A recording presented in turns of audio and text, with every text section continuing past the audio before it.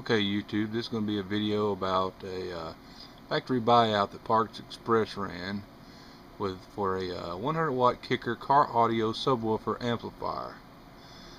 And you can see the price right there, $9.88 a piece. That's pretty cheap for a 100 watt amplifier. Now this says 100 watts all the way down to 1 ohm, so that's pretty good for a subwoofer. Small system if you want to add just a little bit of bass to your system. They don't give you any details about what this originally went in, but from my research on the web, it looks like that these went into some Chrysler products, some Mopar OEM, like the Charger and stuff like that. But I also found that this same amplifier was also offered with of course with a different plug on it, but it was also offered for the Toyota Corolla, and but same amplifier as far as everything goes. The only thing different was the plug. Now these come with high inputs only. That means you hook it right to your speaker wire. No line inputs, all high inputs. And it is only for the subwoofer. It crosses over at 150. So this would be good for an indoor subwoofer, or even if you want to just put one subwoofer in the back, this would be really good for that. Simple hookup, power and ground and to your speaker wires. There is no remote wire for this, as it senses when the stereo is turned on and it automatically turns on.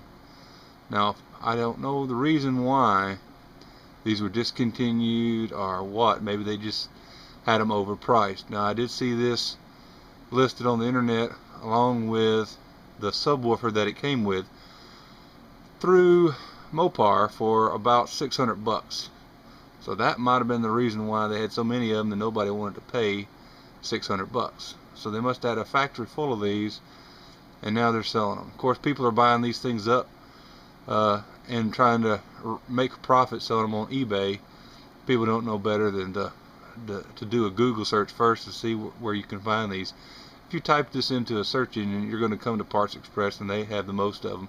Now these probably won't last very long, but if you want to get them to tinker around with like I am, I'm going to take mine apart. They just came in today. I only ordered 2 to tinker with, and so next we're going to take this thing apart and see what's inside it. That's the package that it came in.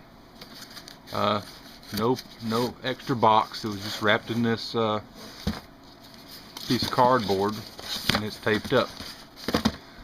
Now I've already got one of them out of the package, and we'll take a look at that. Okay, here we go. Here we got it all unwrapped. There's the Kicker cover that goes on top, and here's the amplifier itself. It's pretty small, which is really good if you want to, hide it somewhere where it can't be seen. Here's the connector that comes on it. Now, if my research on the internet is right, this should plug directly into a 2008 to 2010 Challenger. But from what I saw on the internet, there is a maybe an adapter cable or something that you're going to have to plug that in. But we're going to be taking this off and probably put our own connector or just wire it in straight. That goes to the subwoofer right there.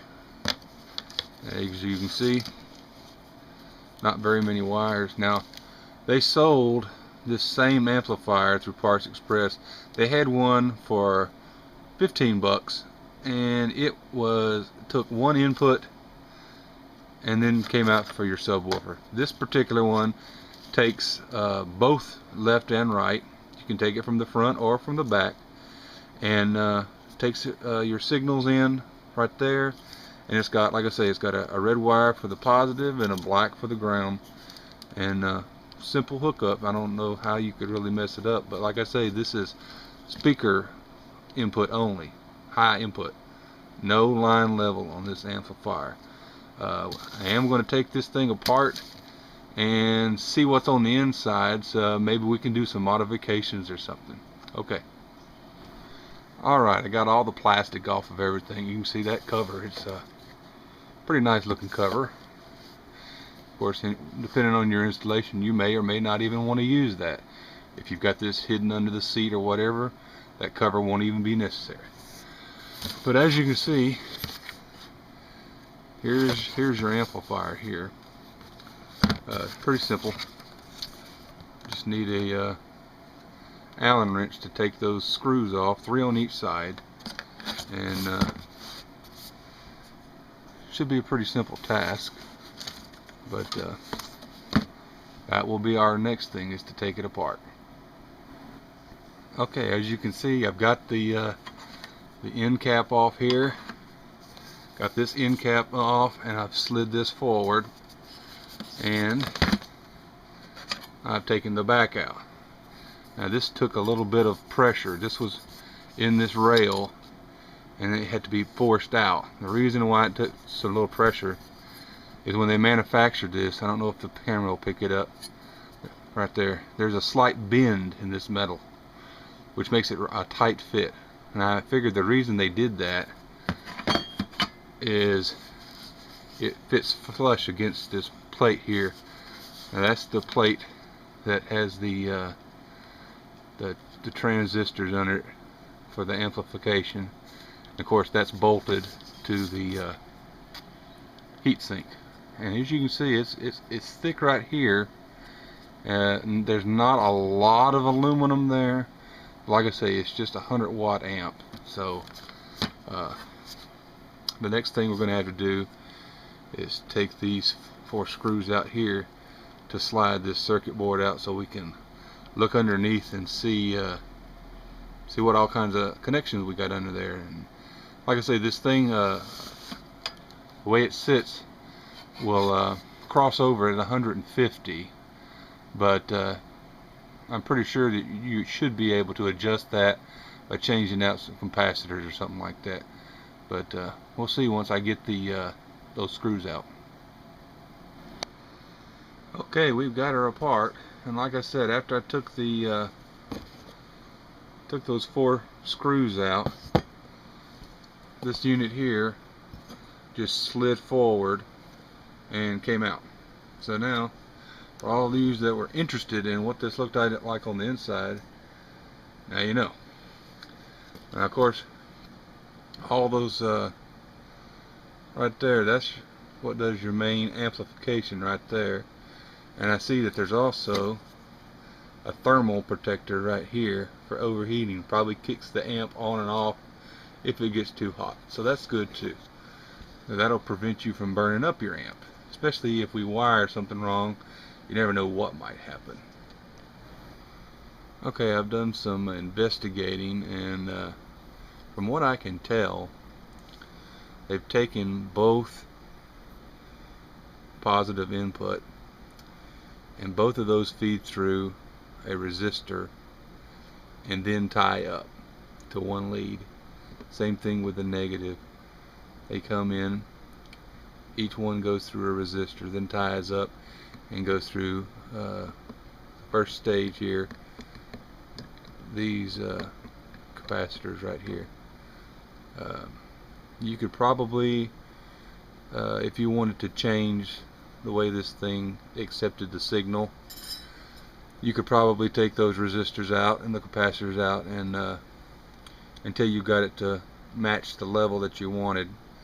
But what's always frustrating about all these new electronics is everything is surface mount. So unless you've got the tools to do it, you probably wouldn't want to tackle it. I don't think I'm going to tackle it. It's just not worth it to me. I just got these to experiment with. But anybody that just wanted to see what they look like on the inside, there you go. It's not much to them.